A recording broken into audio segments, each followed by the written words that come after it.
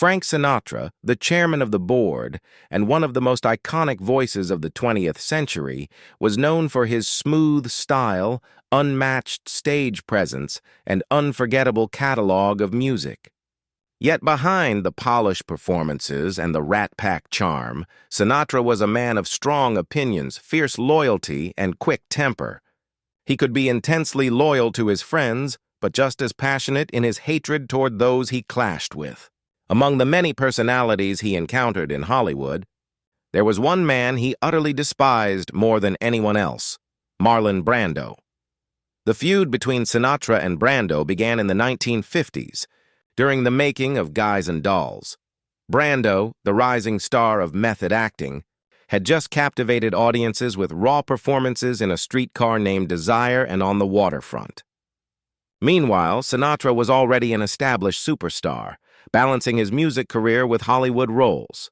Tensions flared when Brando, who had little singing talent, was cast in the lead role of Sky Masterson, while Sinatra was relegated to the role of Nathan Detroit. Sinatra reportedly felt slighted, believing his own talent as both a singer and actor deserved the top billing.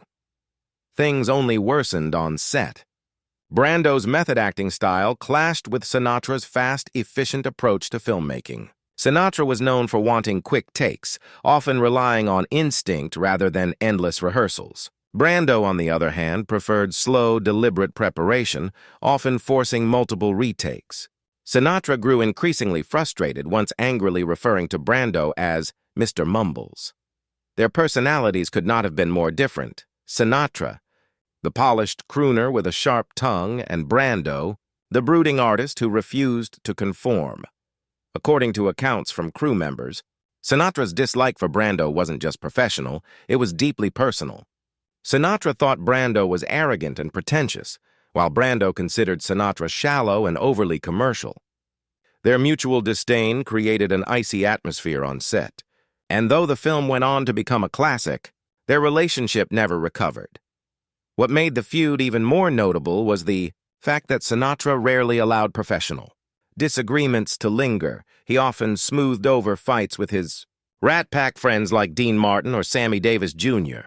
But with Brando, there was no reconciliation. Even years later, Sinatra bristled at the mention of his name. Friends recalled that if someone praised Brando's performances, Sinatra would cut them off with a sarcastic remark or change the subject entirely. For a man who had shared stages and screens with countless stars,